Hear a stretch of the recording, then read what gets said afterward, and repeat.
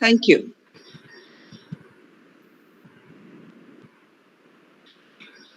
We are about to begin. As we said, we would begin sharp at 6. We would do so. We will do so. Thank you. I see, Jennifer, you wished good evening, Father. So we have somebody from your senior administration attending this talk. So we have Father Principal, Father Tamatur Cardozo, Wonderful. online in the meeting. Father, good evening to you. Present. Good evening to you, Father.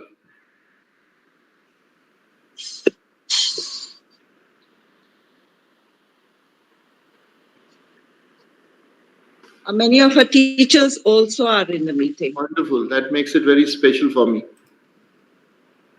Yes. Shall we begin? Yes, please. As you Over suggest. to Michelle. Over to Michelle. Yes, miss. Just give me a second. I will start. Just admitting the last few people.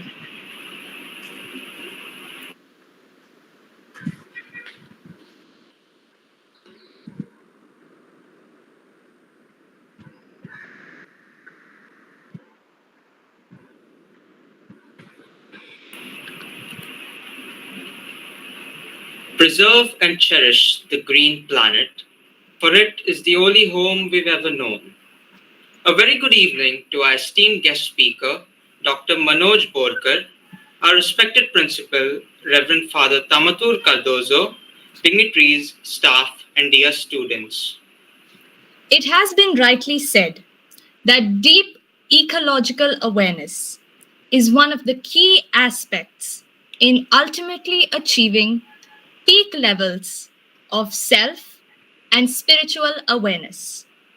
And so, I, Michelle Mascarenas, and I, Megan Afonso, leaders of the Eco Club, and your hosts for today's event, together take this privileged opportunity to welcome you to this educating workshop.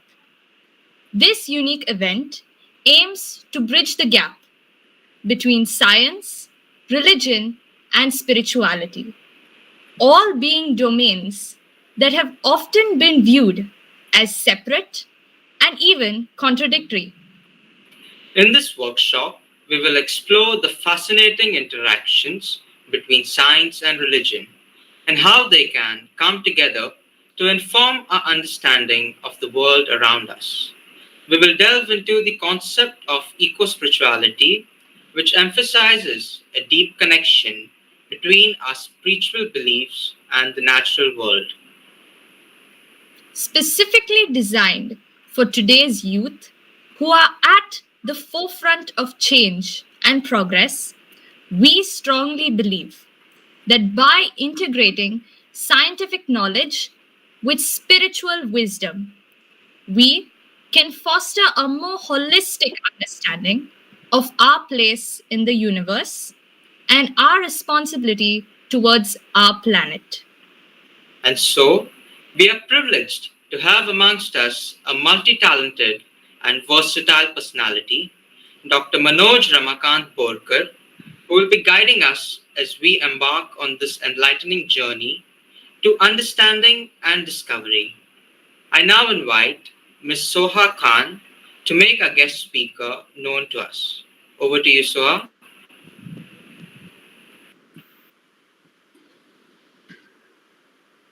A winner is a dreamer who never gives up.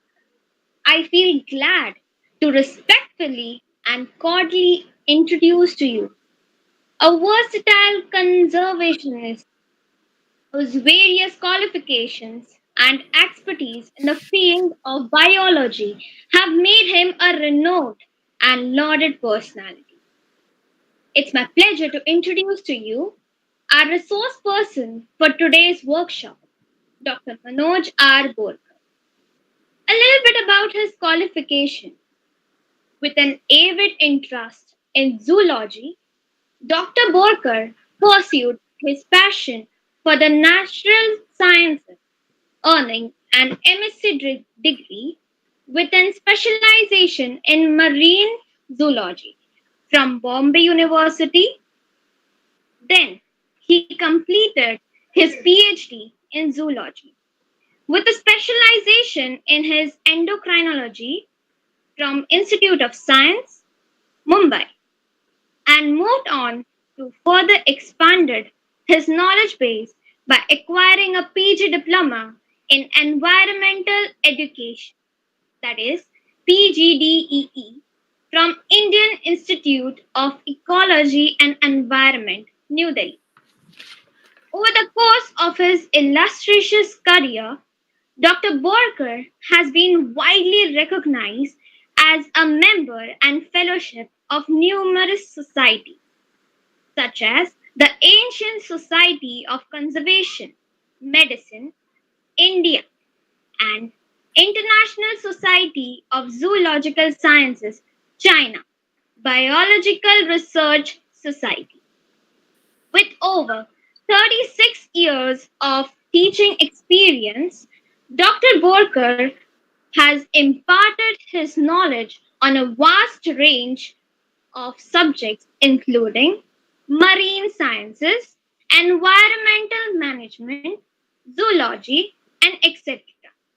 His contribution to the academia extend beyond teaching. He has authored a variety of books and research papers, published in esteemed journals such as Biology Education, Indian Journal of Fisheries, Hornbill, to name a few. His research spans from analyzing ATPase activity in claiming to the ecotheological basis of crocodile conservation of coal. In recognition of his meritorious work, Dr. Borkar was awarded the Goa State Biodiversity Conservation Award in 2021 as a testament towards his consistent dedication in preservation our planet's rich biodiversity. Currently, he is an associate professor and the head of zoology department in Kamal College for Women at Novem, Goa. We are extremely grateful to have your esteemed presence with us today, Doctor, and hope to be enlightened by your proficient knowledge to educate our youth. Thank you. Thank you, Soha. Very kind of you. Thank you, Soha. It is now time to lend a listening ear to our guest speaker as he educates us on the various connections between the domains of science, religion, and eco spirituality in today's world. Over to you, Doctor. Well, at the outset, thank you so much, Megan and Michelle and Soha as well, for your kind words. I think you've introduced me so elaborately, you're building a lot of pressure, I mean, I hope I live up to your expectations. Once again, a very warm welcome to everybody here, particularly my student of the yesteryears. I think I've taught you way back in 1987. Jennifer has been my student, so it feels particularly good to have been able to address her students now. So, in a sense, that you probably have your grand teacher speaking to you this evening. Very warm welcome once again to Father Principal. If you are hearing me, it's very encouraging to have you, in this session. Thank you. Thank you. God bless. Thank you, Father. I just take it in a slide mode here. Right. Please confirm if you're able to see this. Just give me a minute. Right. Are you able to see my screen in a full view? I just need someone to confirm that, please. Yes, sir. Thank you. So, as the three young, students have given some introduction to my topic and what I intend to speak to you about this evening, let me just draw your attention to the theme of this entire discussion, which has got to do with science, religion, and eco-spirituality. Spirituality is a very generic thing. We add a prefix of eco to that, so it's uh, you kind of spiritualize ecology, and you come up with the domain eco-spirituality. So I have a task before me, and the task is, in the first place, to demystify these the terms. I'll try to be as sound as simple as possible, and try my level best to make things more easier for you to comprehend as I continue speaking to you for the next 45 minutes to 1 hour about science, religion, and eco-spirituality. My name is Manoj Borkar, and I've been teaching at Carmel College for Women, an institute of high learning for women in the state of Goa. It's been 36 long years that I've been working, rather, I would not say working, learning twice. That's what teaching is all about. And it's always been a pleasure to connect with young, receptive students like you. So let me first of all, let's all collectively ponder over the choice of the topic. I think this is what I suggested when Jennifer got in touch, and she said she would want me to kind of conduct a small workshop per se, where I had the liberty of choosing my topic, and I am into a lot of high-end research. I've moved great distance from the conventional zoology to more technology-based the state-of-art instrumentation kind of research involving scanning electron microscopy and all that paraphernalia. But there are certain questions which kind of remain so deeply anchored in your mind, and they keep on surfacing as you progress in your career. And I believe science, religion, spirituality this is something that's come up in the relatively recent times. I have been really attempting to understand the connect between these three, whether they antagonize each other, whether they complement each other, whether science and religion are at loggerheads, whether religion is an antithesis, it antagonizes, it kind of, how would I say, challenges the dogmas of religion, and vice versa is what I seek to discuss with you today. So I believe the choice of the topic is very pertinent. And as young students of whatever stream you are pursuing your studies in, whether you are a student of humanities, science, or commerce, I guess at some point of time in your life, in our lives, we have something to do with religion. Not necessarily by choice, because you're born in a family that prescribes, rather subscribes to certain values. They hold on to certain faith, and you have very little choice about being a follower of that faith, at least when you're born. So it's basically a natal attribute. The religion or the faith that we affiliate with is, at least to begin with, not a matter of choice. I mean, you cannot decide your faith. That's the first thing I would like to speak about. And then, as you probably learn through your experience on your life track, as you start reflecting on issues, as you are able to comprehend life in a more pragmatic, mature, and a philosophical way, probably your inclinations and affiliations to faith could change over a period of time. And that one is at a liberty to decide, one, to fall in line with the faith or not, two, which faith suits you the most, or which faith do you identify and affiliate with the best. Is a matter. It should be at least a matter of choice, and that's my personal opinion. So yes, nobody here can say I have nothing. I've got nothing to do with religion, or I have nothing to do with science either. Yeah, I'm very happy in my life, and I can do without science and religion. That's a fallacy. We have to be, in some way or the other, be aware of this domain of religion. Why? We shall discuss in course of time.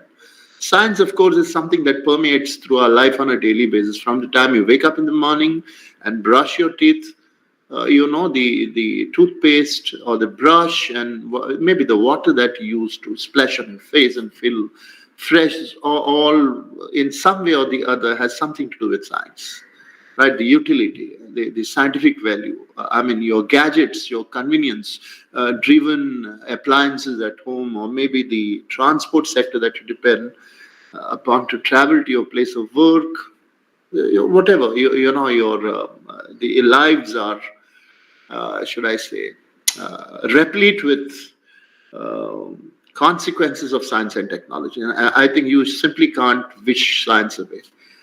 Science and technology, of course, is slightly different, but I don't seek to get into that, sort of differentiation per se. But at this point of time, I just want to say that the choice of the topic is very pertinent, it's very timely, and we should all essentially put in a little effort to understand, number one, what is science? Number two, what is religion? Whether there's any kind of common ground for the two to meet, or they are in a state of perpetual antagonism. And that's what is generally believed, that if you are a scientist, you can't be religious, and if you are religious, you can't be promoting science. I mean, that's again something that I would like to dwell upon. So yes, this discussion is certainly very relevant to the present times, and of course to all of you and me and all of us as an audience. I thank you for your precious time and the fact that you want to listen to me on this, not a very conventional theme, but yes, something which is extremely urgent and pertinent. You see, in the recent past, if you've been reading, if you've been kind of familiar with the media portals, whether it's print media, electronic media, and what have you, it's a euphoria about, we're very euphoric. India is celebrating the launch and the soft landing of Chandrayaan on the southern pole of the lunar surface, right?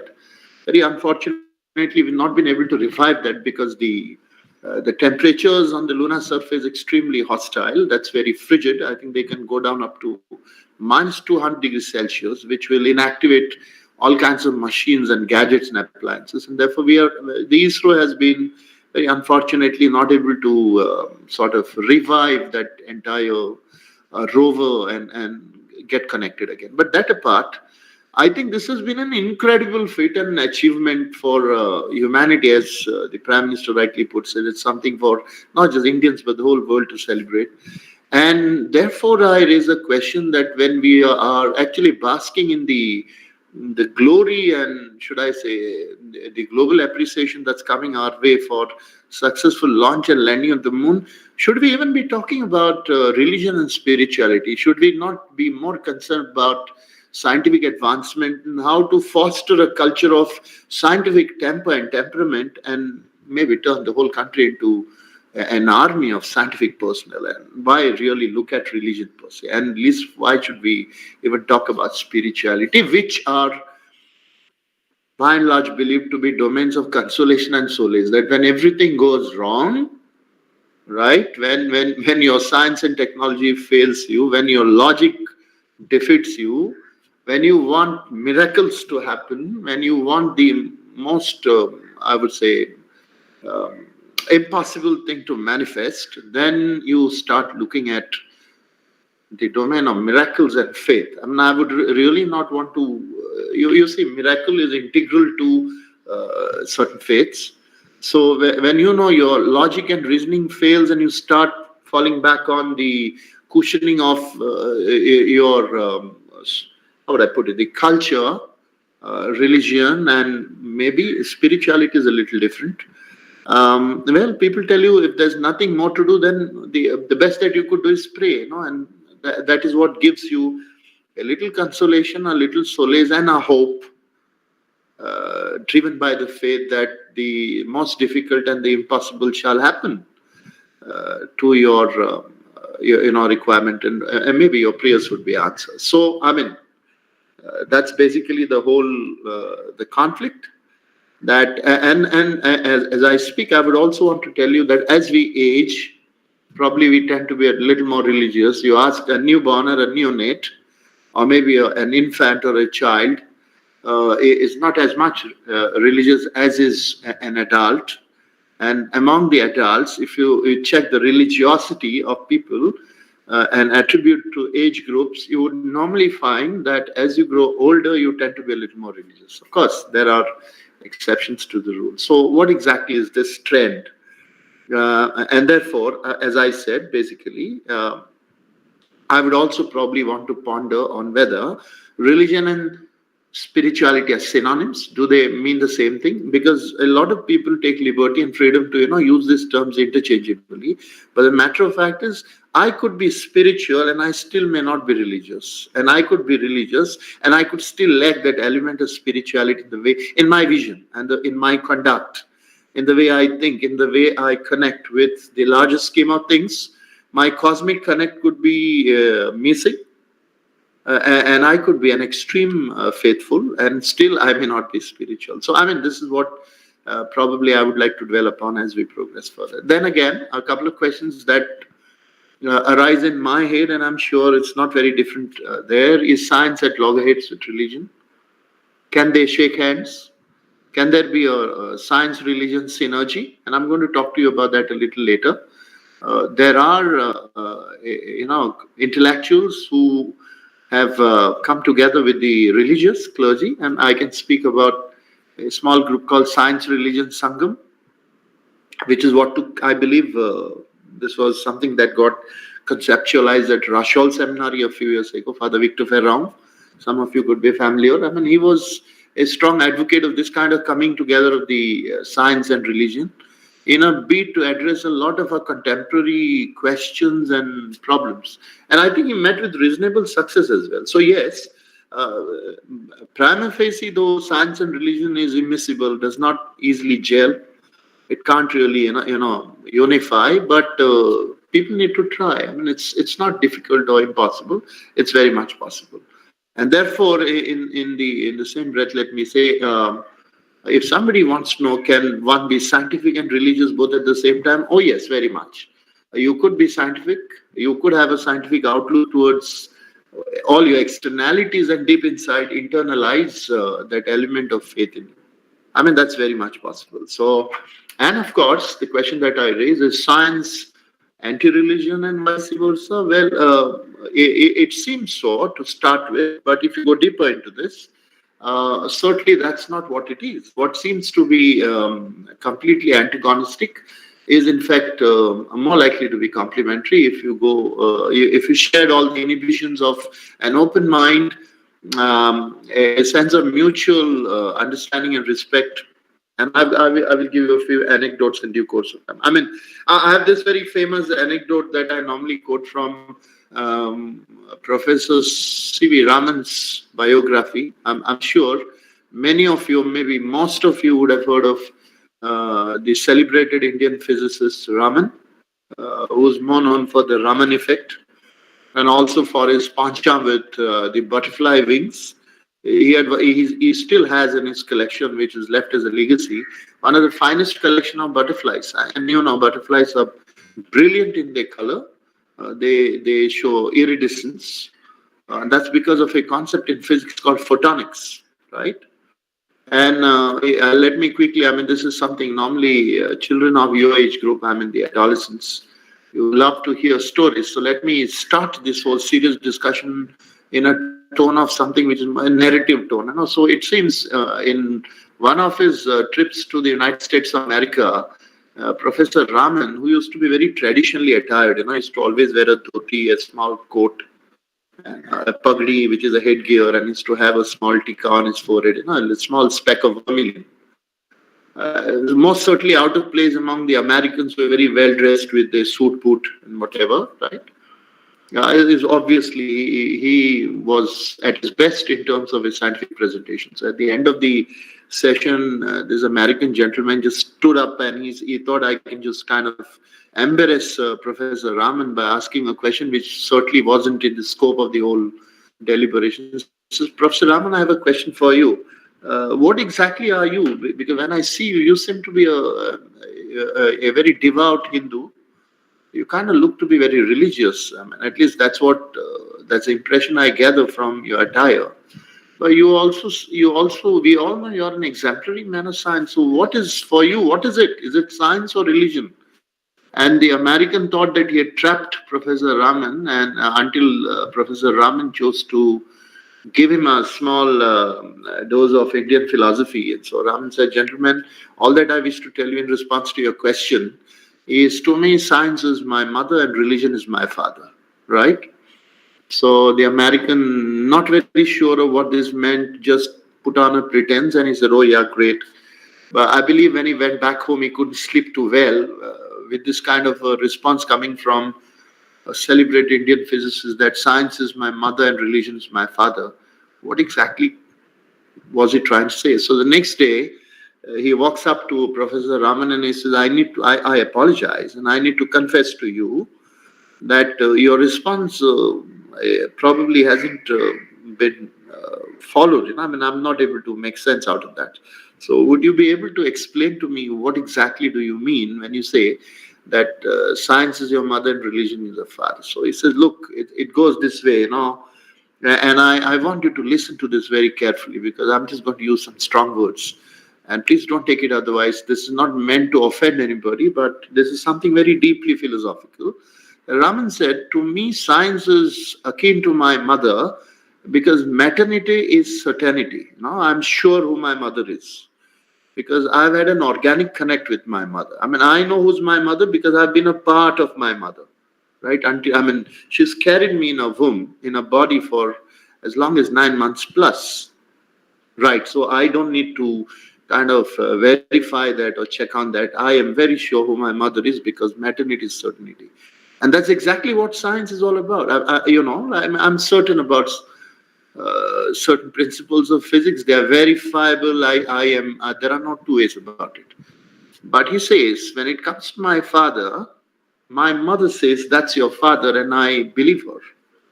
I have the faith that my mother points at somebody and says, that's your father. I do not go to verify that. I don't need to kind of prove my paternity, right? So it's a matter of, I have the faith that the man that my mother points out to as my father must have been my father, must be my father. So it's got to do with faith. And I believe Raman says, and I quote Professor Raman, that's exactly how I relate to science and religion. For me, science is certainty and religion is no less because for me it's a matter of faith and I don't seek to challenge that. I hope this is clear to you. And this should take us to our next slide. Am I audible to my audience, please? Can I just have a quick response? Yes. Are you with me? Are you with me? Right. So thank you so much. So Yes, sir. again, so I think the next thing that we all need to really think about is why is religion and spirituality garnering so much of attention today? You see, you got people traveling from the Western countries in search of that peace, that connect.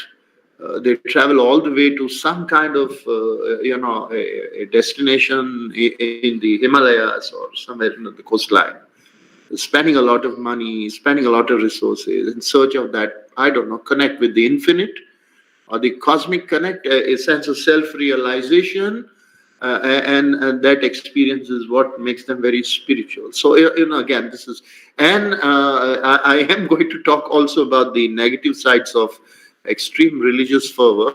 That's almost to the extent of religious fanaticism, which very unfortunately also in our Sobit Goy, as we call it. We are a small state. We have a syncretic religion, and we have a culture of harmony and interfaith amity, which stands to be kind of challenged a bit. And that's my personal palpitation and hiccups, which I experience and which have been experienced in the recent past. That while religion and spirituality is something great, and it certainly gives you a sense of direction and discipline in a life, indulgence in anything in excess is something that we need to be cautioned against. So I believe there are no two ways that today religion and spirituality is garnering as much attention as is any kind of new scientific finds. There is renewed interest in both these domains in the modern times.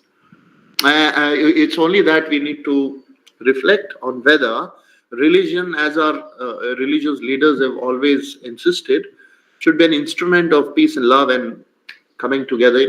Bind us together, Lord, we say, right? There's a hymn, I suppose, which says, bind us together, Lord. So it's across the faith, across the board. We now need to ask ourselves this question. I mean, is religion really a binding force or a banding tactic? Right? I mean, that's.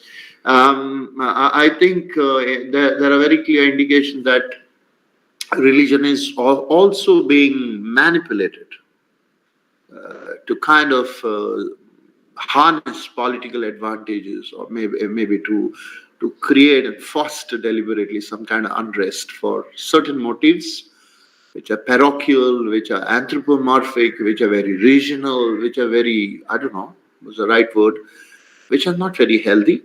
And therefore, as an educated society, at least for us in Goa, we always boast about our literacy and our harmony and, interfaith amity and, how would I say, a sense of camaraderie among communities. I think this is the last thing that we should be willing to, forego, and that is a sort of a rift, an element of suspicion that has slowly seeped in the way we look at each other, right?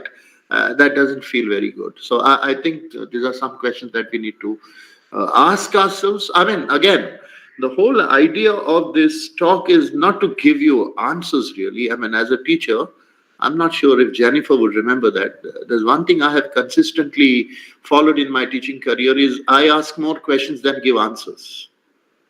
And I believe that's exactly what a good teacher should be doing. I hope I don't sound boisterous.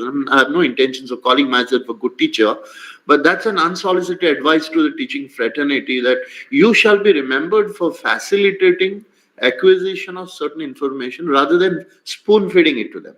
Raise questions and let people be tolerant and let people enjoy dealing with questions rather than giving them a package of information which they will just lap up, and probably that's rote learning. I mean, they just rely on their memory without any synthesis. There is no new knowledge happening. There's no, how would I say, cross-cutting themes appearing. Nothing. All right. I mean, we somehow, I mean, this is slightly a deviating from the main theme. And the teaching is not about completing syllabus, please. I've always said this loud and clear. It's this, the life syllabus is unending. There are no chapters there. There's no index there. I mean, every moment is learning, and you continue learning to your last breath. I mean, if that's the spirit as a teacher that you hold and you promote, I think your generations will remember you. But then, if you're just preparing them for exams and careers, then I think there's something still missing in your mandate as a teacher. That you are not teaching them life lessons. You're not giving them those skills that they require to be, good constituents of the society who shall be able to contribute more meaningfully to the state of affairs. And I mean, there is no point in pointing fingers at politicians you dislike and keep on blaming them for this is what they haven't done and that is not what they haven't done. Probably they've had bad teachers, right? Let's accept that. Sense of accountability is extremely important in our vocation or profession, whichever you would want to look at it. So the next question that I really want to raise is religion private or public, or is it okay to publicly demonstrate your private faith? Right? I mean, these are very interesting questions, and I'm going to probably share a few thoughts with you on these points. This slide is more towards raising question. Should and is religion a private affair? Should it be a public affair? Should it be affiliative? Should it be I can affiliate with a faith, and I don't feel compelled to demonstrate that. I mean, I am not required to, how would I say, the demonstration effect is something which I may opt out of. I have my affiliation as a Sanatani. I affiliate with the Sanatan Dharma, but I'm not very keen that I demonstrate that. And my intentions neither are that others should just fall in line with my way of looking at my faith, right? And that's not my mandate, right? So these are some interesting questions that we need to ask ourselves again. This is something, I think this is what I was basically talking about. That we all agree, all of us, my generation, the seniors, I'm not too sure about the younger lot, too preoccupied with other distractions in life, right? And at some point of time when they're at crossroads and they need to take a call and certain decisions probably, they become a little too serious about it. At this point of time, the mind is totally obsessed with careers, NEET, and I don't know, the JE and making it to the engineering college night. That's, my dear friends, life is not all about degrees and careers and the salary packages, please. There's much more. I mean, this may sound very philosophical, and a lot of you may say, oh, it's very easy for you to sermonize and to philosophize because you are at the fag end of your life. You are in your late 50s, nearing your retirement. So now you can start yapping about how all these things don't really matter. But when you are our age, probably you too are obsessed with. I have to admit, yes. And that's what I think I said in the beginning, that as we become older, probably these notions kind of get, they trouble you in your head. And that's what is very important. That we do, by and large, we believe that religion disciplines your mind, and I don't think there's anybody here who would say otherwise. It shapes your conduct. What are you expected to be? Every single religion, no matter what religion you follow, Christianity, you talk about Islam, you talk about Zoroastrians, you talk about Sanatanis. I don't think there's much deviation in terms of the message which percolates through the hierarchy of the religious structure, and the message that of peace, harmony, compassion, camaraderie, unifying humanity. It's not about you. No religion worth its salt will ever tell you to divide and partition and fragment and dissociate. It's all got to do with religion has to be a binder. The issue is when we start debating whose religion is supreme, the kind of investment that's going in towards establishing religious supremacy and proving a point that, well, my religion is the most superior religion and the rest is all, whatever else, adjectives, and you got Excuse me, doctor. Yes, please. Doctor, have you reached slide 5 on your presentation? No, what is, just a minute. Let me just check which slide I'm checking. Oh, it's not moving at all? It has moved. Sorry, apologies. Thank you, Michelle, for pointing it out. Just like me, my laptop is as old as I am. So sometimes it doesn't follow my commands. Are you okay now? Is the right? Yes, doctor. So apologies. And in case the same thing repeats, kindly let me know. Sure. So kindly, I appreciate that. May I continue? Yes, you may. Thank you so much. Just give me a minute. So sorry for this. Just take about a few seconds before the whole screen gets displayed. Kindly confirm that you're able to see my screen. And what you can read on my screen is whereas religion supposedly disciplines mind. Can you see that? Yes, doctor. Thank you so much. So allow me to continue with what I was saying. Why do we fight wars over religious supremacy? Is that a point at all? What exactly be this religious supremacy? And how does fanaticism pave a pathway to road of extremism? You finally reach a point in your assertion about your religious supremacy that, well, it's only my religion that should matter and that should prevail over the entire humanity, and that finally you don't know when it transmutates and transcends from being a very benign domain of faith to being something very malignant and fanatic, in eventually manifesting into extremism. I wouldn't want really, and trust me, honestly, I do not see absolutely any religion conforming to this kind of attributes of fanaticism and extremism, though and I know a few faiths very unfortunately have earned for itself these attributes. But that's again not very fair. Across the faiths, we have good people. There could be a few aberrations and anomalies here and there. That does not. You've always said that you disagree with the clergy doesn't mean the church is to be blamed. There's a very clear distinction between the clergy and the church. These are not the one and the same entities.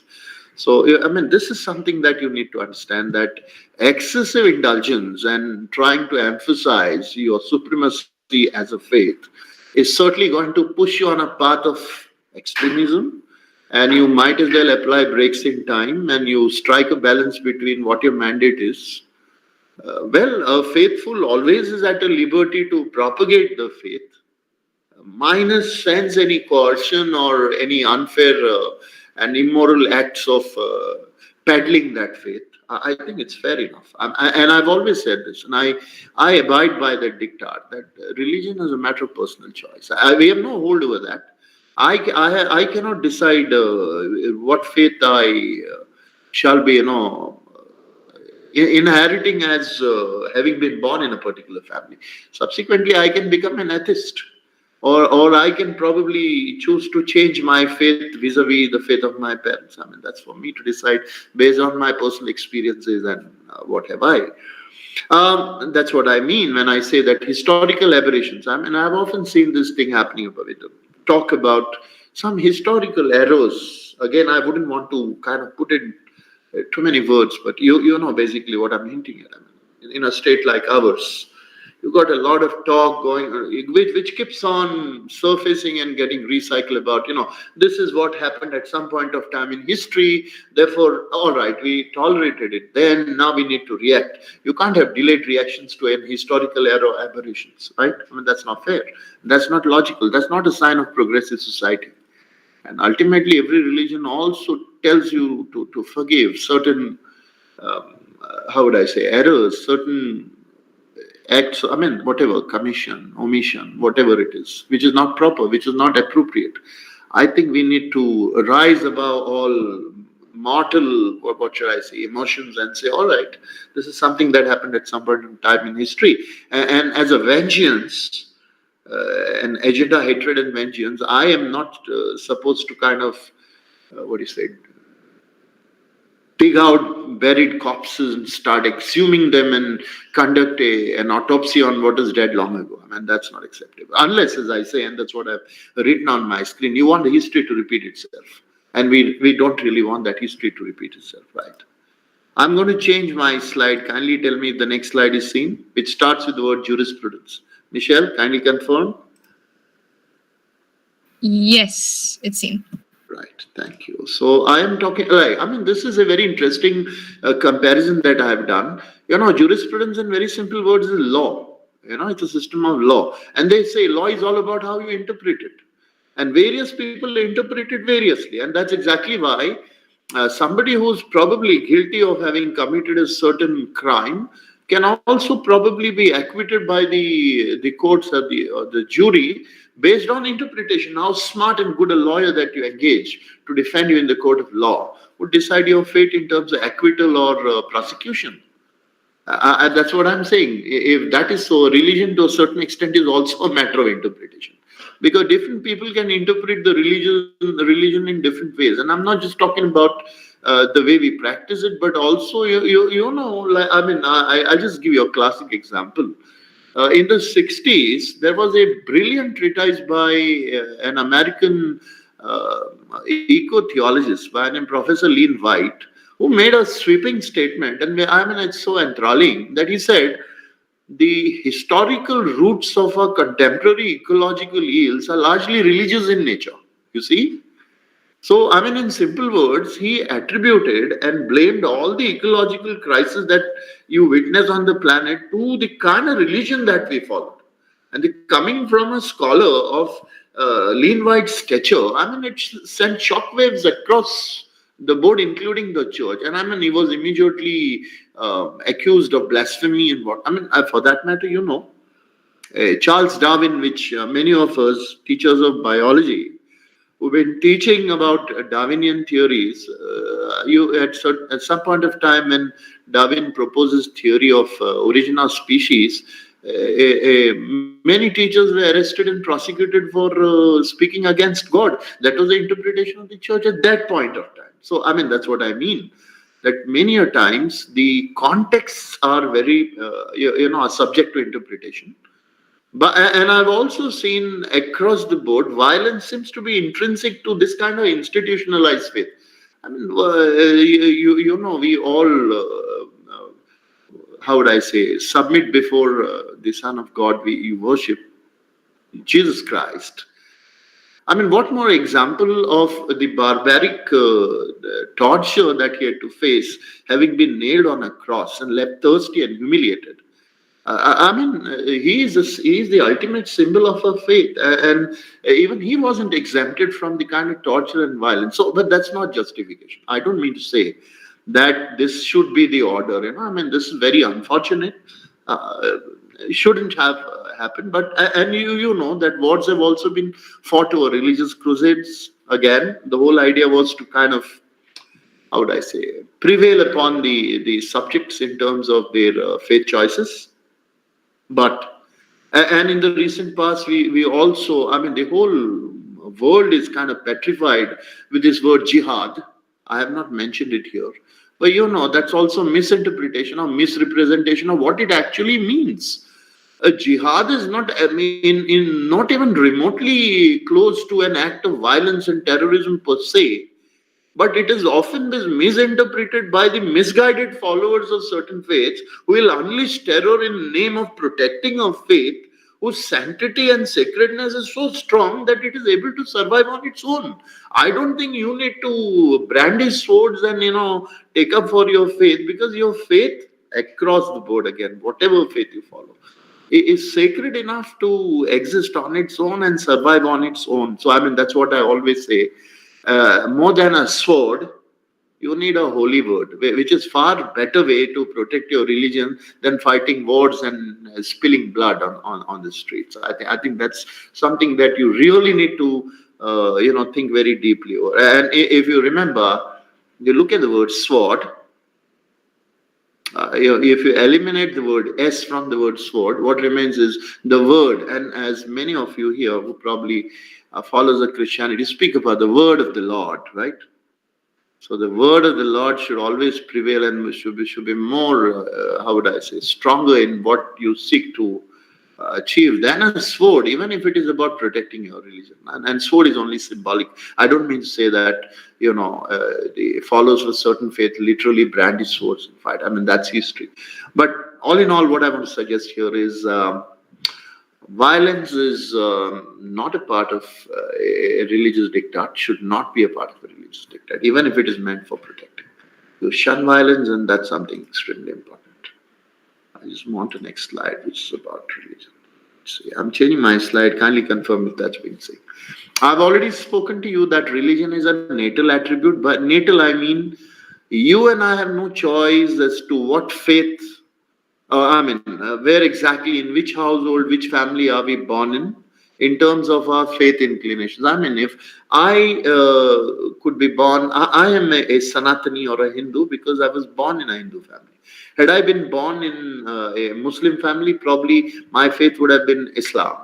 Or if I was to be born in some Christian family, the faith would have been Christianity. So religion is a natal attribute, the first point. I mean, you're not born with a religion, please.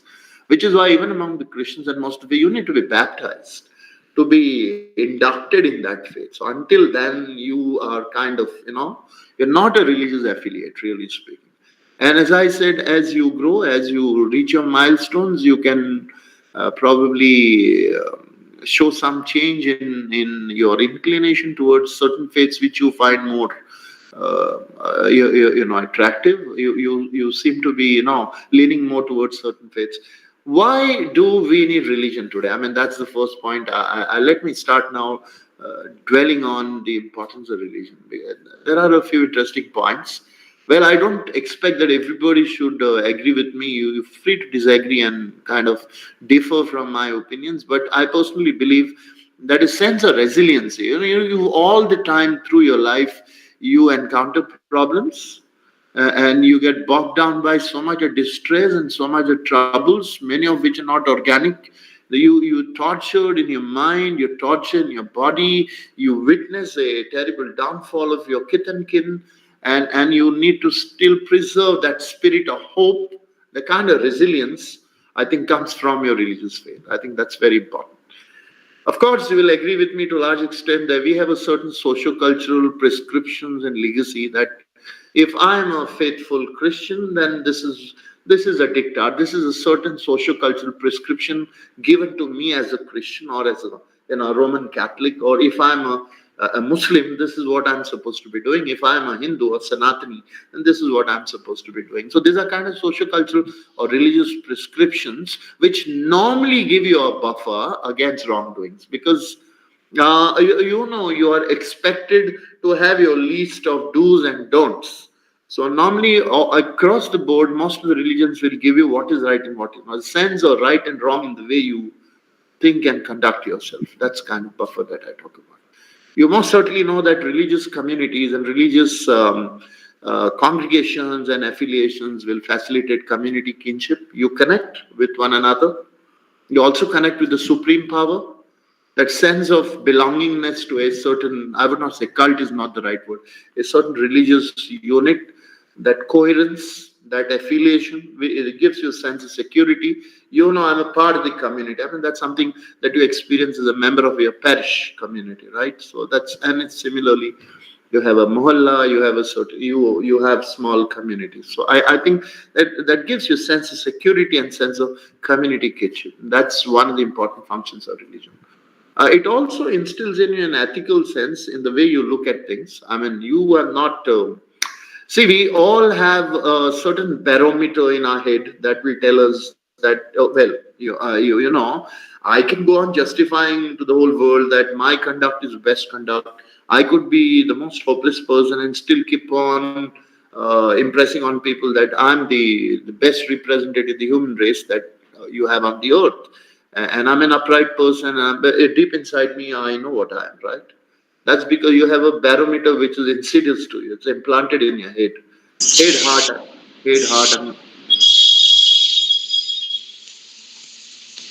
Somebody's got a mic on, please.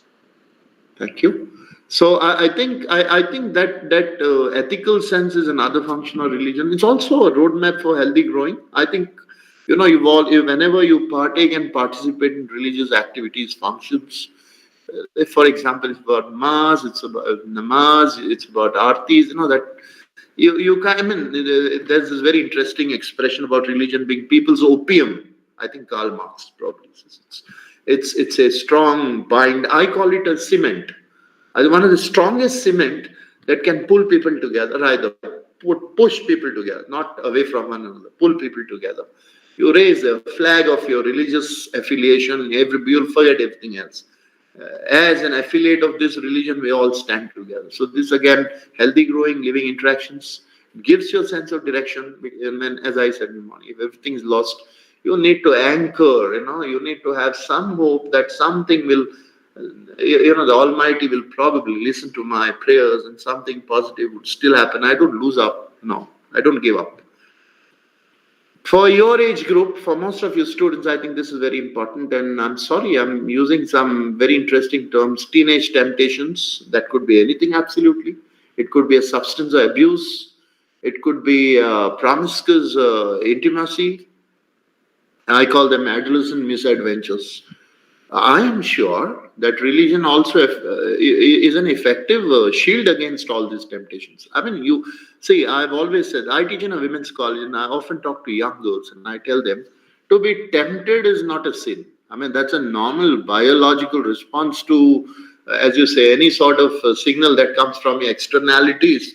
And if you have your nervous system and your endocrinology functioning properly, then to feel tempted is definitely, I mean, that's my strong belief and conviction that to be tempted is not a sin, but to give in to your temptations, could be sinful. I mean, if it's not within certain, in the framework of certain approved institutions. For example, I've always said this sexual promiscuity.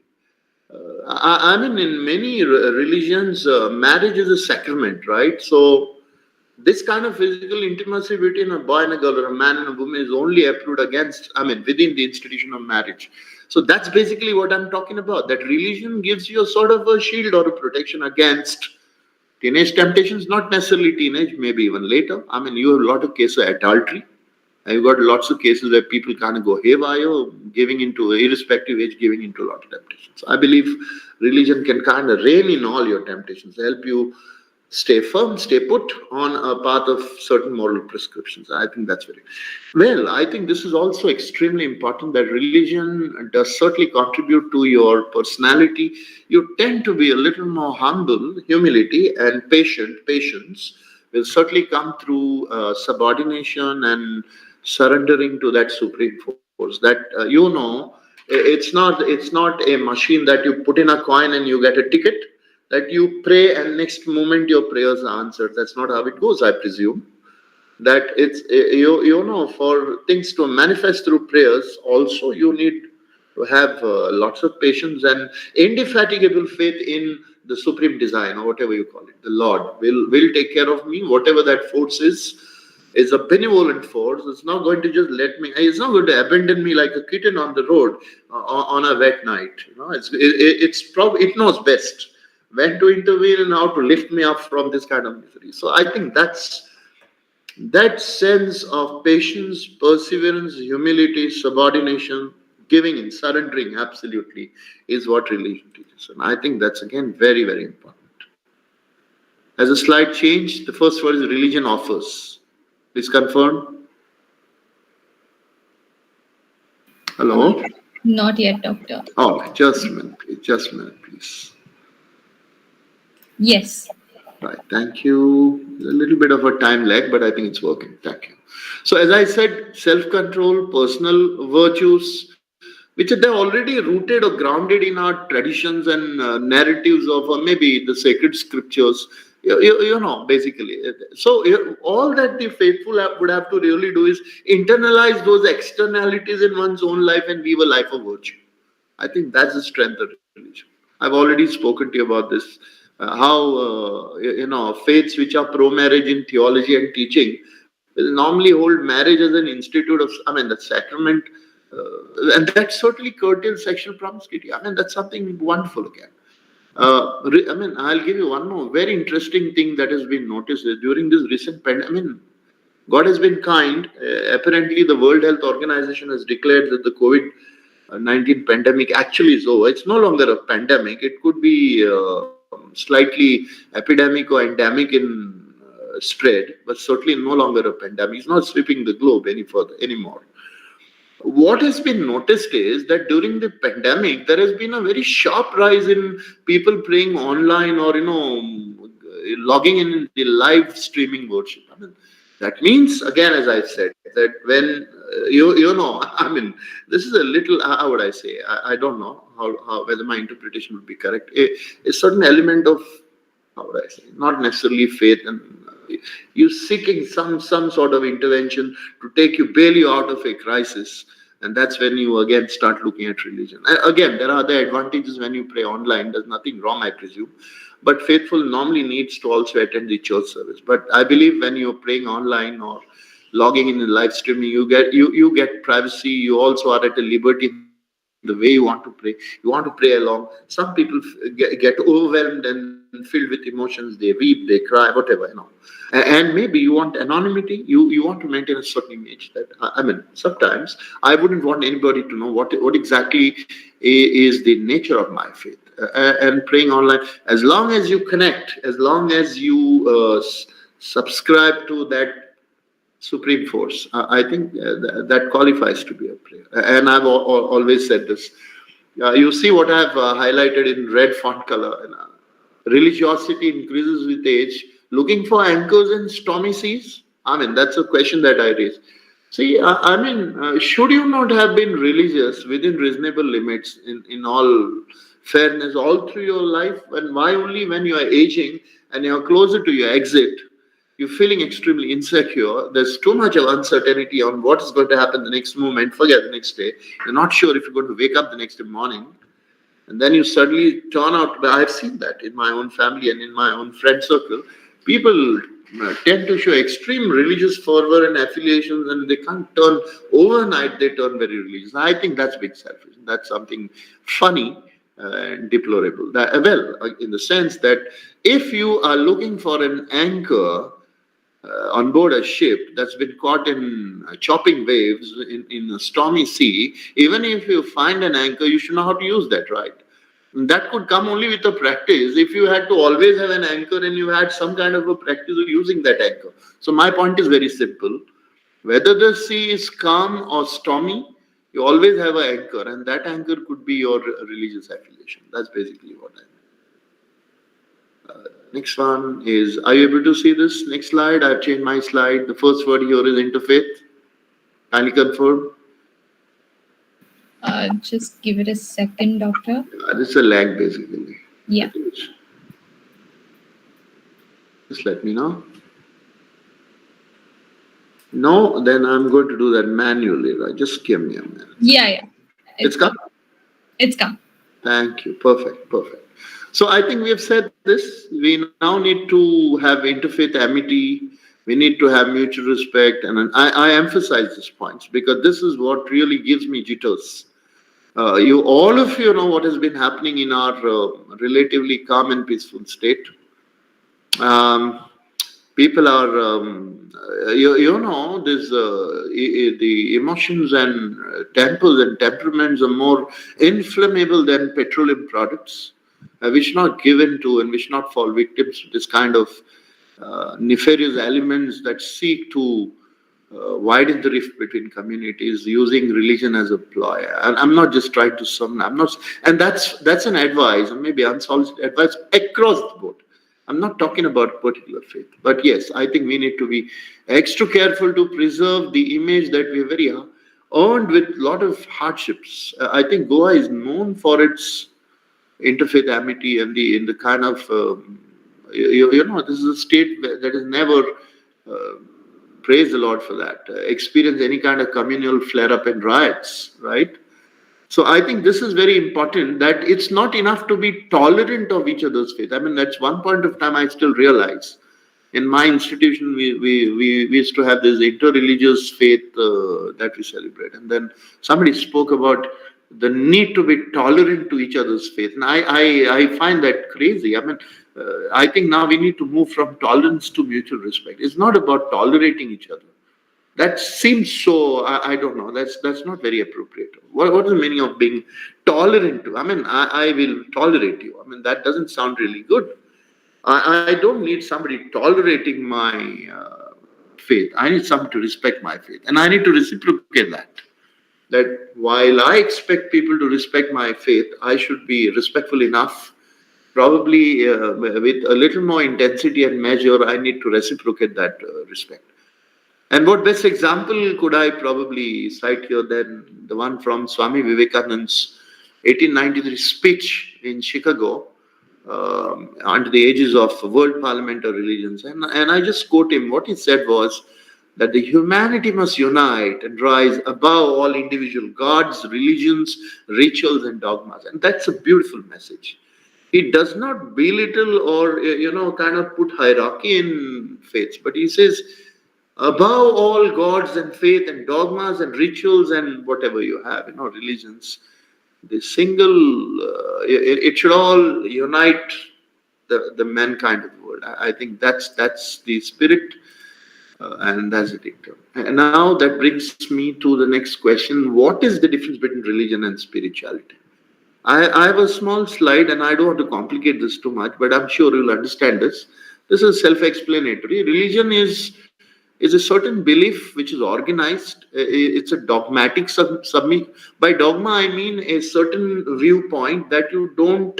I mean, it's prescribed. It's somebody who said something, and we all fall in line with that thought process. You don't kind of question it or challenge it.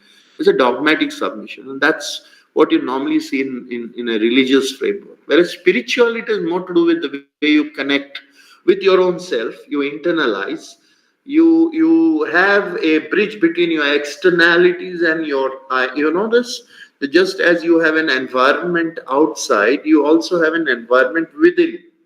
I think one of these three two girls, I think the who spoke in the beginning, did make a mention about deep ecology, right? I mean, that's basically the premise that the key to harmonizing your relationship with the earth is to connect, or maybe more appropriately, reconnect. You say this that when we are born, we sever our umbilical cord from our mother, right? It's the surgeon or the obstetrician will snap it, and that's how a baby is born and separate from the mother. But I believe you just give it a thought. You can't do that with your Mother Earth. The day you seek to sever umbilical cord from Mother Earth, I mean, that's the beginning of the end, right? That's a disaster. And I think much of what you experience today in terms of events of extreme precipitation, the climate change scenario, depleting natural resources, rising episodes of pollution, rising crime graph, rising suicidal tendencies, and what have you. I mean, such a traumatic state of affairs on the earth has got to do with, if you ask, ultimately the reason very simply is you are in a complete imbalance with the earth. There is no connect. There's no. You're looking at the whole earth as some kind of commodity, as a trade commodity that you can purchase or sell. and there are zero emotions about it. You cease to be emotional. You're looking at the earth in a total indifference to the feelings of the earth. And I want to tell you that the earth has feelings.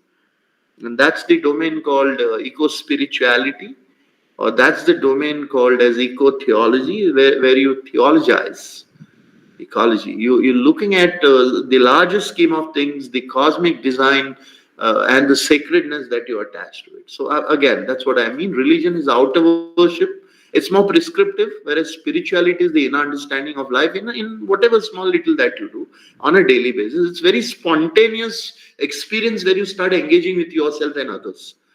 Absolutely anything simple, small, subtle can trigger that spirituality in you. I mean, I just share a small experience with you, which again is without any out of exaggeration. I have been traveling a lot, despite my age. In the last 10-15 years, I've traveled to almost around 15 to 18 countries, and I think I have traveled across the our own country for various reasons. I'm a field biologist basically, so I travel a lot in search of wildlife and biodiversity on invitations and whatever research draws me to places.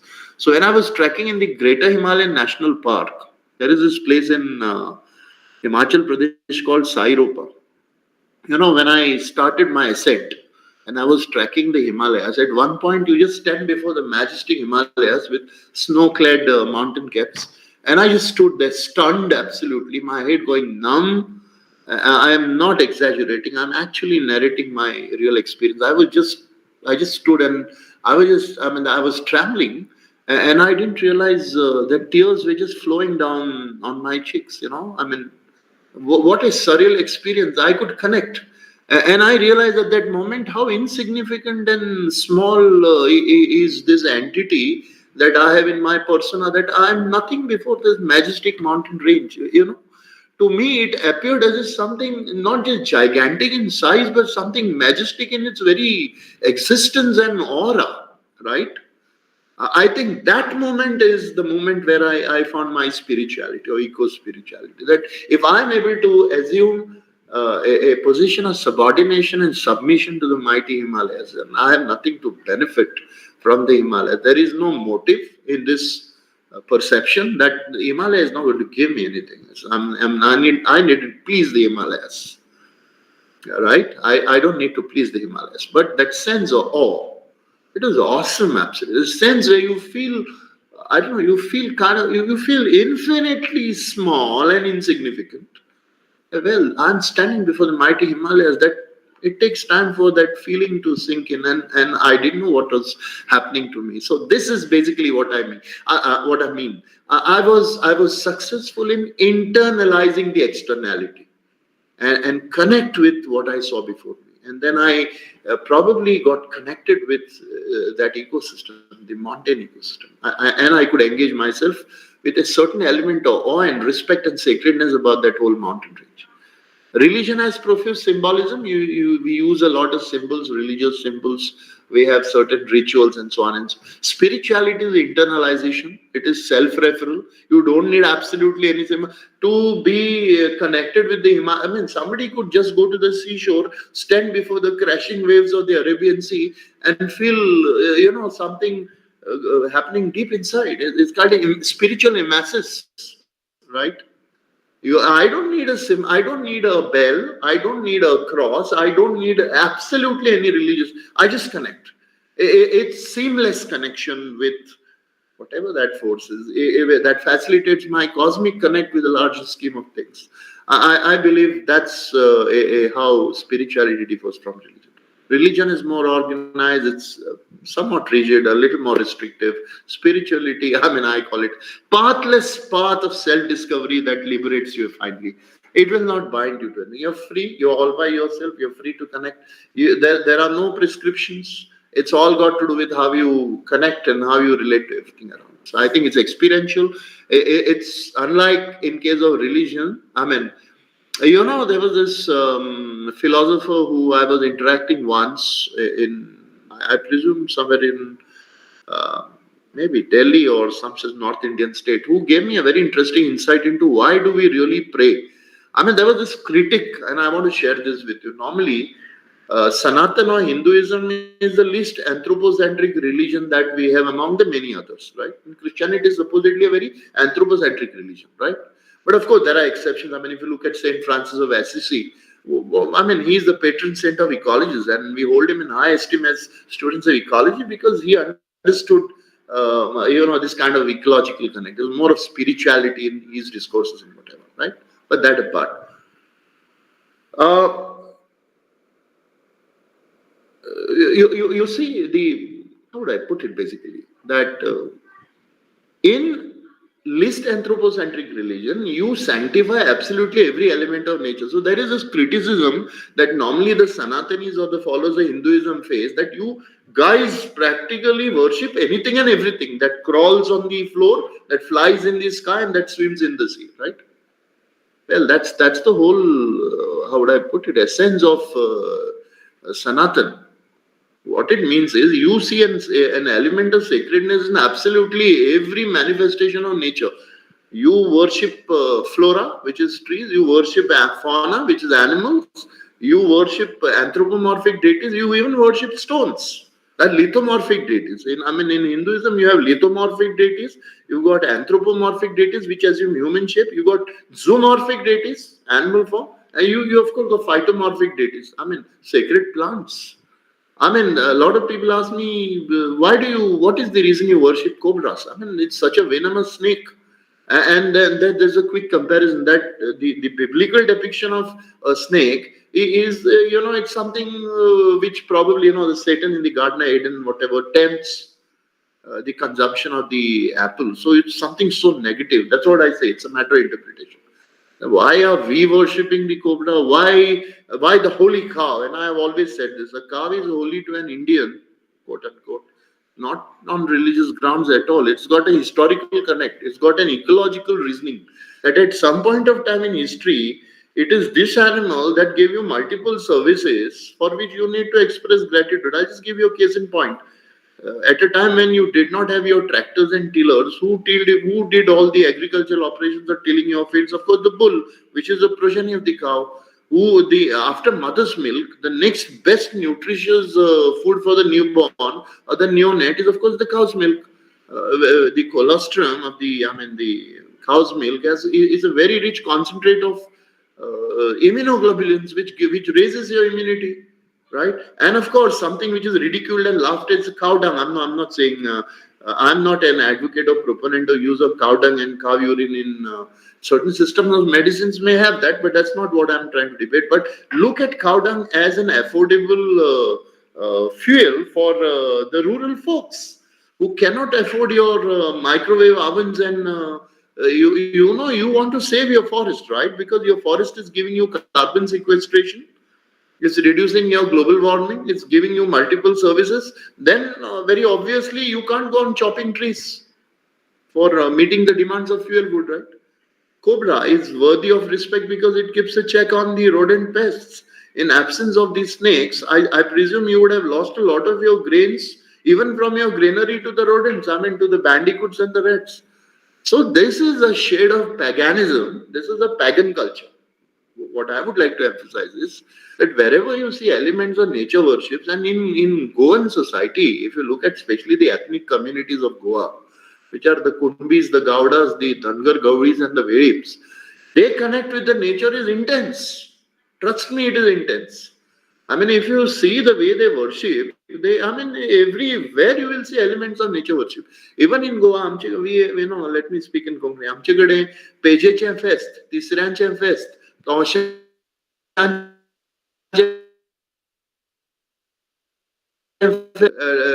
allow me to say this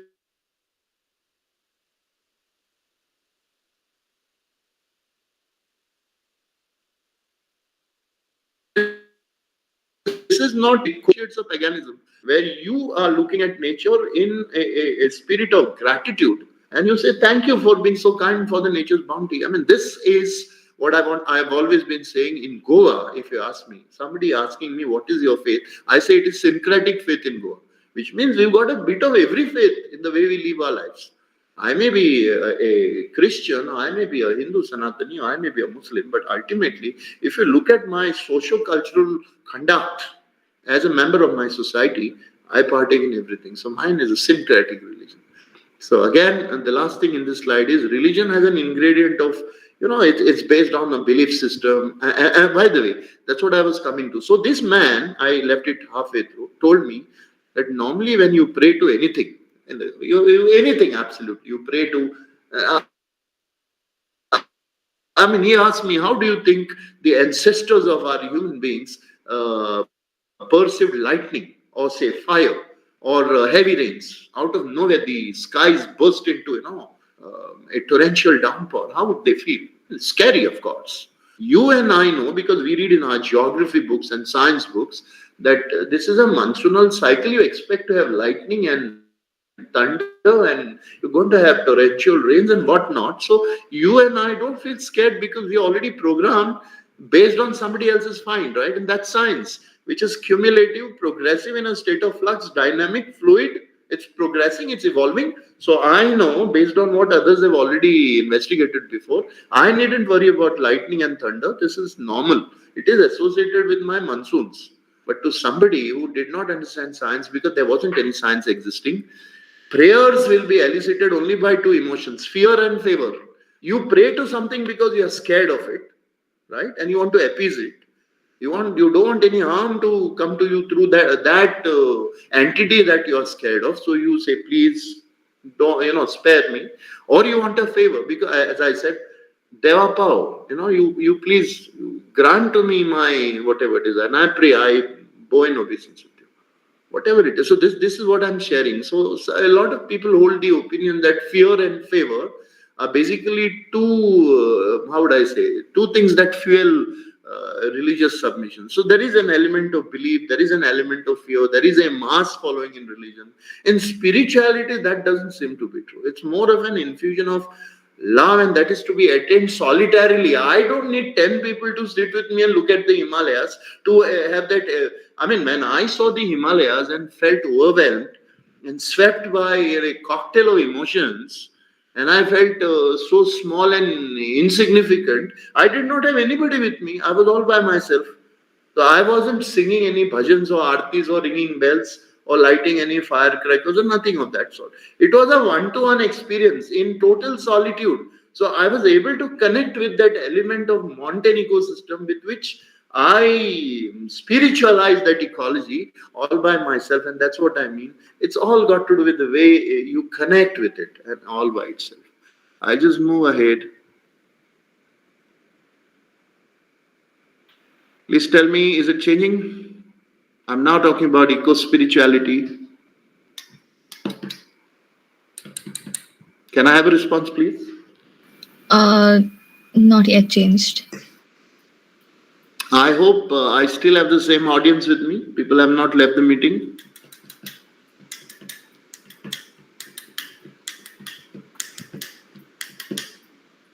Has it come? The slide has come, please. No, it's not yet come. Okay, I'll do it manually.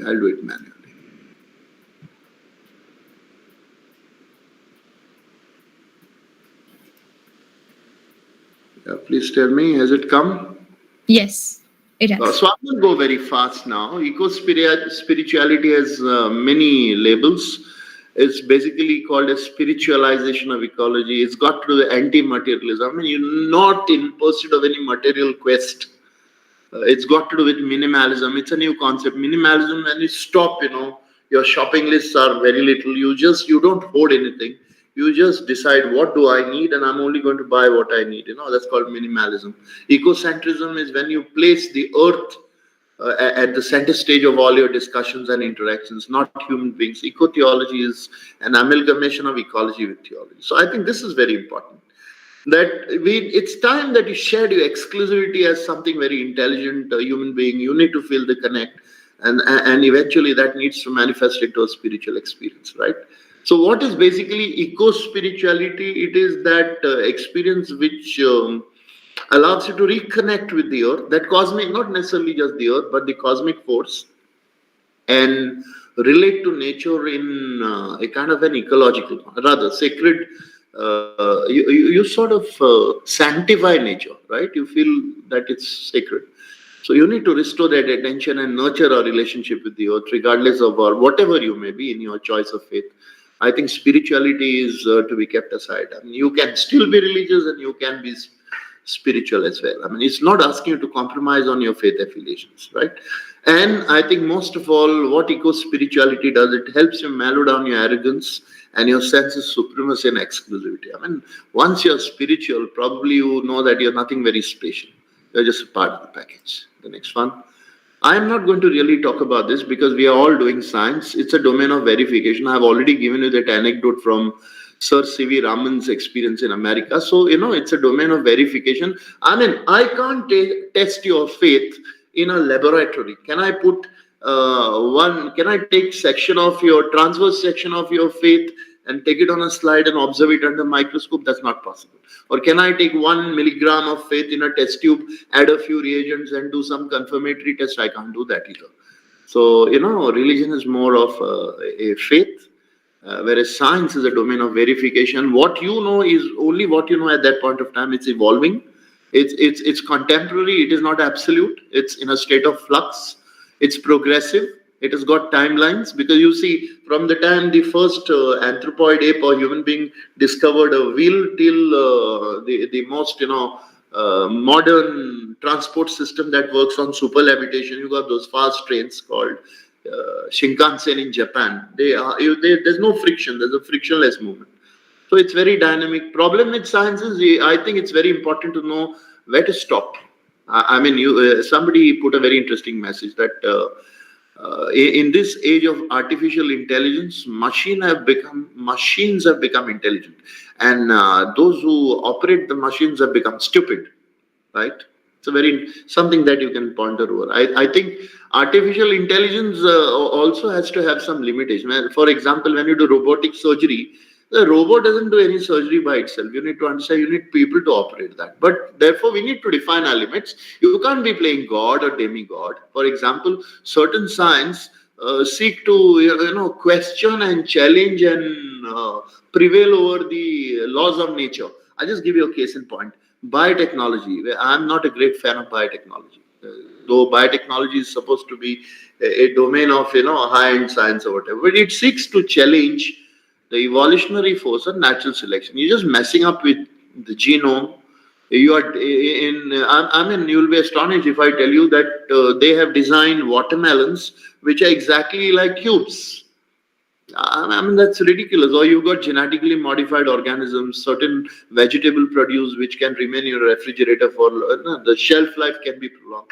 So I guess it's important to have progressive science in the larger interest of humanity for mankind, to make your lives a little more convenient. Probably you increase your longevity, have better healthcare, but don't play God. You can't beat nature. Don't try to supersede nature. Do not let your science and technology catapult you to a position of arrogance. That's going to be disastrous. I think that's the message I want to give. You ought to recognize that science and technology also has religion. I think I've already explained this to you, that I've spoken about syncretic religion. I've spoken to you about the need to synergize science and religion. I have certainly said that we have plundered this earth. We have looted the resources on this earth. And therefore now we need to change our roles from being plunderers thus far to being more sensitive custodians and caretakers of this planet. So that's, you can't all the time think that you know enough of science and technology that I can go on messing with the planet because I know how to undo the damage. Well, you don't. And science and technology also has limitations on how much. I mean, I'll tell you a very interesting story. It seems once, I mean, this is very interesting. Man started arguing with God that there is nothing that you can do which I can't. So why should I also not be called as God? So Lord the Almighty asked the man, the ignorant man, what can you do? You tell me. He said, look, you got crops, right? You create crops. I can produce genetically modified organisms. You create life. I have also produced artificial life. The Lord turned out to him and he said, forget your crops and GMOs. Can you produce 1 gram of soil and show me? I think that's a brilliant anecdote. You see, there isn't anywhere in the world a laboratory or a factory which can produce soil. Is there one? You tell me. A soil is a consequence of a natural phenomena called, weathering of rocks. That's called pedogenesis. So, there are certain natural phenomena which you cannot mimic using science and technology, and they're best left to nature. So I think that brings down your arrogance immediately, and that's something very important. You now need to stop playing the manager. You now need to be a more wiser Earth citizen. That's called Earth wisdom or Earth citizenry. So externality to internalizing the connect is called spirit. Well, this is my last slide. I'm just going to conclude. Why is the Indian youth at crossroads today? Why am I specifically recommending that as children and youth and prospective citizenry of a nation which now the whole world is looking at with a lot of respect and expectations? We are now a performing nation that is seeking to probably become Vishwaguru. It's a favorite phrase of our Honorable Prime Minister. He says we should be the Vishwaguru, which loosely translated means a mentor to the entire world. The torchbearer. So this is how we need to. Wonderful, great. I'm with him in his quest of excellence and taking our nation to the a certain admirable level of respectability that we feel great and proud of. But can that happen on a foundation of eroded values? I think that's what we need to ponder about. And right now you notice there is a tug of war between, as I put it, a material quest and ethical baggage. You want to, I mean, as I said in the beginning, you want to progress materially. It's a material progress. I want to look good. I want to wear designer clothes. I want to drive in the best models of car. I want to increase my bank balance, and I want to be the chief executive officer in a corporate that pays me a very good salary package. These are material aspirations and quests. What about your ethical? So you also have certain ethical obligations towards your own kith and kin and your planet. So I believe this tug of war has to kind of settle down, and you need to strike a balance between these two things. That not only shall you aspire to progress materially, but you also need to be very careful about your moral obligations, and your moral benchmarking has to be very high. So again, this is what I'm saying. Moral foundations have to be very strong for some kind of meaningful and sincere action. If you want to meet your targets of taking your country, of which we of course are extremely proud of as Indians, and that's not going to change much just by changing your nomenclature, whether you call India Bharat or Hindustan or India. I mean, ultimately, what makes a country is not just a piece of land, it is the people who reside there, their set of values, their performance, their way of looking at the entire world, and that sense of camaraderie is what is going to take this nation to the next level of excellence. So I think this is very important, that we must balance our aspirations for progress with our responsibilities towards the earth. And that is, of course, the last slide. I thought I will share this with you because this morning, as I was sitting and doing some work in my classroom, I saw a girl, doing something here, and I hope she's attending this lecture. Her name is Shweta Saroj. She's a math student in 5th semester at Kamal College, and she happened to show me a few photographs that show. I mean, look at this. This is beautiful. Now, I think this precisely captures the essence of my entire lecture. That's about science, spirituality, and religion. Ultimately, what we need to do and what. Excuse me, doctor. Are you showing the picture? Yes. Okay. It's not. I'm sorry. The last one. This is my last slide. Did you see this slide? Why is the Indian youth at crossroads? No. Globalization, information explosion, doesn't matter. I just want everybody to see my last slide. Please have a look. Okay. Can you see this? It just says thank you, and you have a lovely eye, and in the eye you can see some anxiety peeping in through a small tear in the leaf. Do you see that? Yes, doctor. Right, perfect. So this, I want to acknowledge this image is taken by one of our students, Shweta Saroj. She's a math student at Kamal College. And the message is very strong that we now need to invest in a greener earth. And that's possible if we do not allow,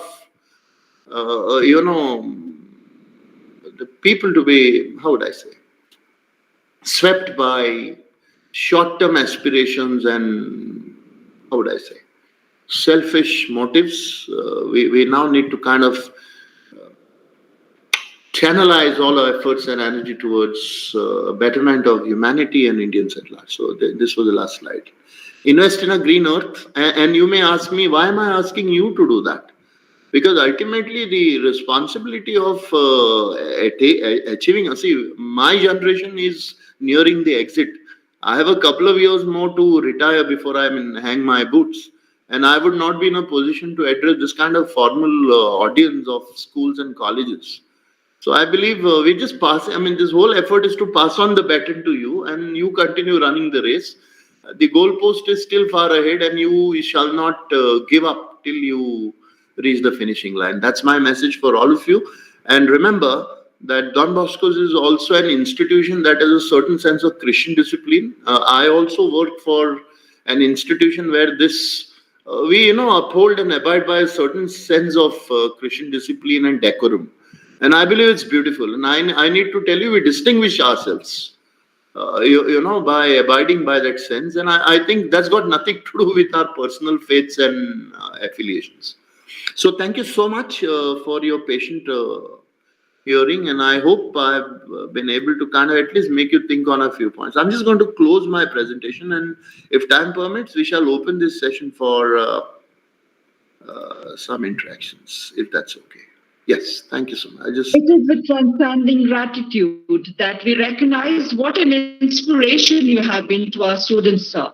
You have so passionately communicated the ideas and inspired and enlightened them. I'm grateful to you, sir, for sharing your experience, expertise, and wisdom. Thank you so much for facilitating such a positive learning environment, showing the connect with Mother Nature. We now proceed with the interactive session. Over to you, Michelle. Right. Okay. So, students who wish to ask a question, please raise your hands. I think we have Janashri Desai. Oh no, she's just thanking me. All right. I thought she has a question. Yes, I'm sorry. Michelle, I think you're going to take the questions, right? Yes, I'll be taking the questions. I request all the students who have a question to kindly raise their hands. I am. Give them a minute, probably. Joseph Pinto. I am not sure if she's teacher. I think you should allow them to switch on their videos if they wish to. That's fine now. Now I would not be distracted. Now they can. You can put on your cameras. Now they can laugh and giggle and talk, and I'm fine. I'm done with my book, right? Right. We have our first question from Divyanshi. Divyanshi, please ask your question. Yes, Divyanshi. Good evening. Hello, sir. My question is related to ecological spirituality. So, how is ecological spirituality related to health and basically, for that matter, even the mental being of a person? All right. I mean, that's a great question. Again, this. Thank you. And I have to be admitting that this takes me to a premise of what is called as psychosomatic translations. You will agree with me that the mind shall dictate to the body, right? The brain. The mind is not an organic entity. Mind is an abstract concept in the way your neural circuitries work. So I think invariably people who are spiritual and eco-spiritual are known to have higher levels of certain happy hormones called endorphins in their neural circuitries, and that will translate into a positive health effect. So normally people who are spiritual, they have control over their breath. People who are spiritual have less palpitation. They are able to control their cardiodynamics. So the simple response to your question is it's a psychosomatic translation. If you are happy, you are healthy. It's as simple as that. Thank you, Devyanshi. I hope I've answered your question. So basically, being happy is the way of living your life. If somebody could make me happy by gifting me a lot of material gifts, that wouldn't really make me happy. I think ultimately, where you stand at your age and where I stand at my age, the concept of happiness is very relative. What makes me happy need not necessarily make you happy. So that's a different premise as to what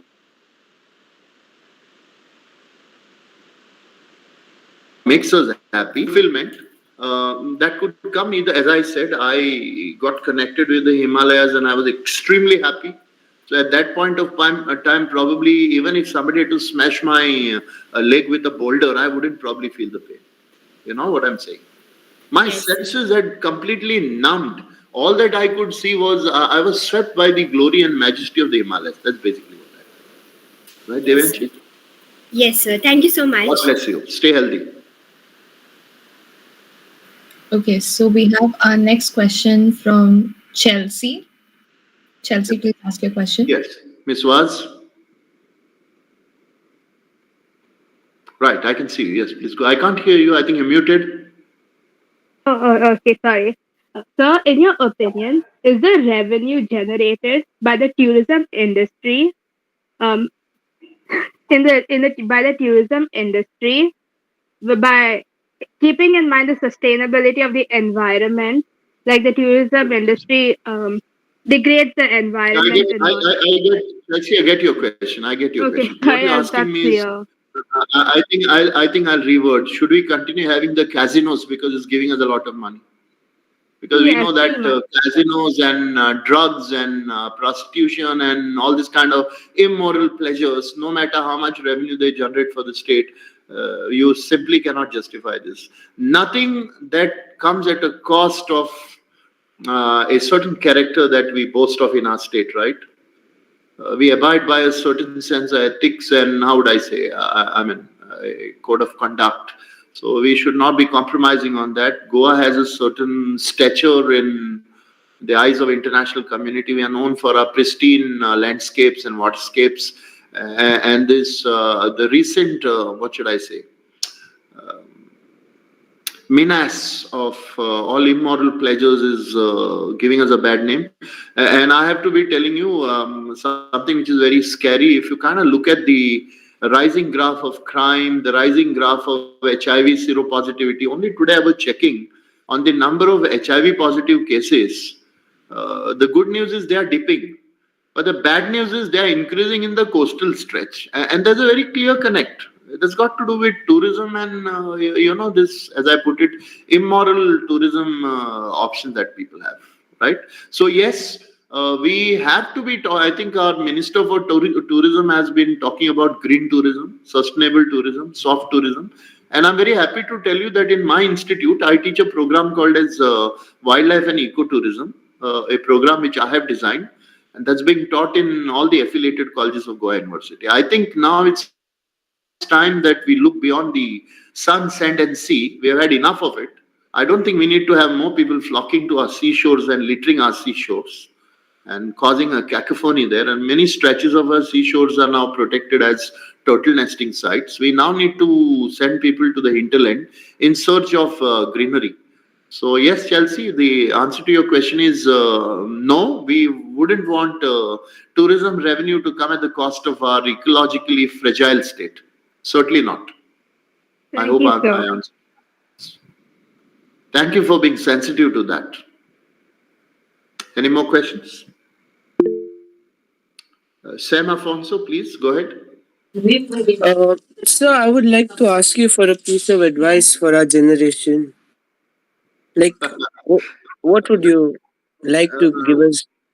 I have not one but a few advices. Number one, be honest, be sincere. Do not shy away from admitting to your deficiencies. I mean, the pretense is not going to really help anybody. And keep that spirit of wanting to learn. Every moment is something that brings new learning to you. Be proud of your roots. No matter where you reach, maybe in the next decade or so, you need to be very proud of your roots.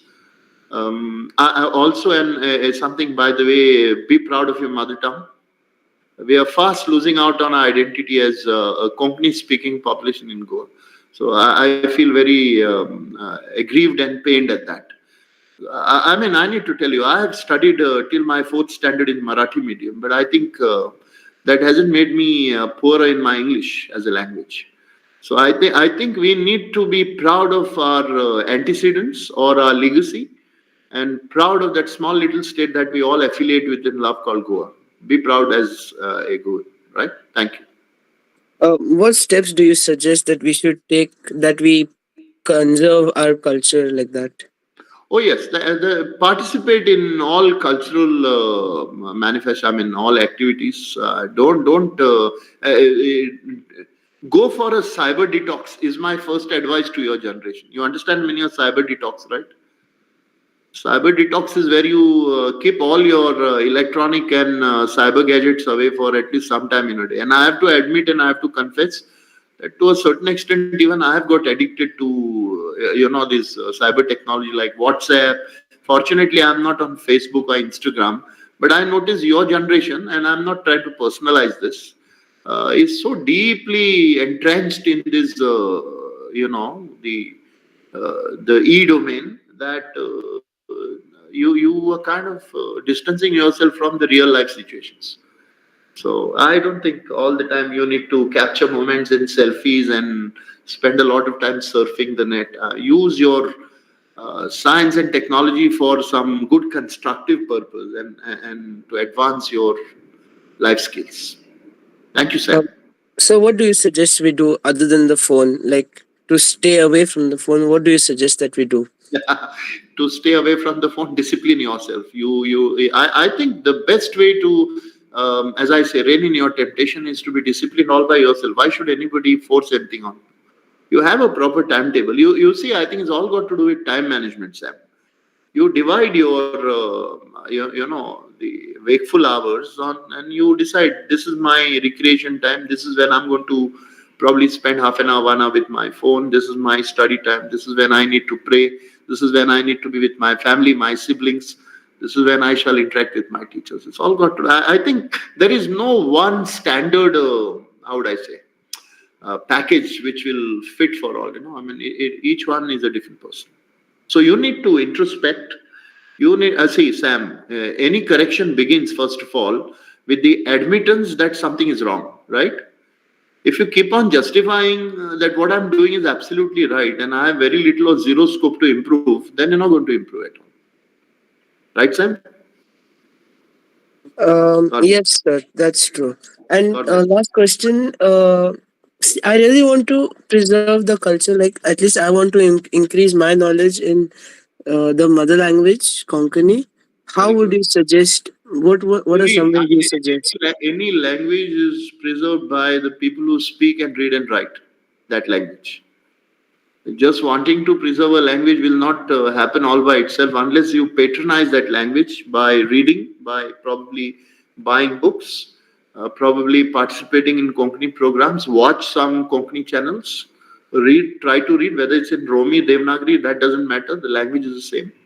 So, and maybe beyond your school hours, maybe at home, at least try to practice. I think that's very important. Be proud of Konkani. Thank you, sir. Konkani आमची मायभास मायक आणि मायभाशेक केन्ना विसरूंक नजो. सारखे, sir. Thank you. Sam, I think we may have few more people who would like to interact with me. Thank you, Sam. Are there any more questions available for Dr. Manoj? Somebody had sent a question in the morning. Probably it is Sam Afonso on fires in Goa, right? Michelle, you sent me something in the morning? There was a No. question about fires in Goa. All right, fine. So if there's no question, I'm fine. I'm fine. Anything else? No, I don't think there's any more questions. All right. So with that, we'll. I think Yana is wanting to. Yes, please go ahead. Yes, Yana. Yes. Yes. Hi, sir. Um, I know that this is a bit detached and not really related to what you've spoken about, that is, in terms of religion and science. It has more to do with ecology. But I had this question, which I felt I could ask you Please about, ask. which is regarding the River Madai issue. Right. I think I had this question figuring in my list. What exactly do you want to know? Because there's more of political angle to it than ecology. Yes, that's true. What I wanted to ask you was actually, it was quite a big issue, and it had featured in the news. It had featured everywhere. Everybody was talking about it. There were very little facts given and spoken about. More like you said, political agitation than anything regarding ecology. But now it seems to have completely disappeared from the news. No media channel is speaking about it, and no one is speaking about what has happened, what is the current status of the Made issue. And what are we supposed to expect in the future regarding the whole thing? Did the Khalsa Bandara project go through? What happened? And yeah, that was really my question. How I wish I had to be a part of the inner coterie of the present government at the center or maybe in the state, which I'm not. So I'm as ignorant as you are or anybody else is on what is the current state of the matter. But one thing for sure I can tell you, um, I think if there is a political will, the problem can be certainly solved. And if you ask me, if for some reason and if some draconian plans actually lead to diversion of the mother, that's going to be an ecological disaster for sure. It's going to impact a lot of our watershed. It's an important river basin. It's a catchment area. It's going to impact a lot of biodiversity that is dependent on riparian ecology. Because the minute you divert the flow of the mother, that's going to change a lot of things on our side, Doctor, including I'm your. sorry to interrupt you. Yeah, I'm done. I'm done. Our meeting is going to end in about 2 minutes. Yes, I'm done. I'm done. I was just trying to tell Yana that. I'm so sorry, Yana, to No, interrupt that's your fine. question. Yana, you should pray that the government consults me. Thank you, Okay. Now that we've finished with the question session, thank you, Doctor, for addressing our curious questions. And thank you, audience, for your kind participation. As we have approached the end of this workshop, I would like to invite Ms. Leanne Fernandez to deliver the vote of thanks.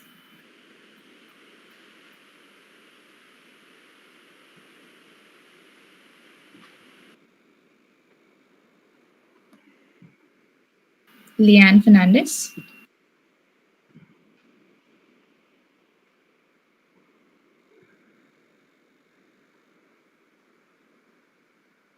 Leanne, we cannot hear you. Yeah, Leanne Fernandez is out there. Only she has to unmute herself. Leanne, please unmute yourself. I think she's not able to hear you. No, miss, she can hear us, but she's got probably some issue with her mic. Yes. Right. That's fine.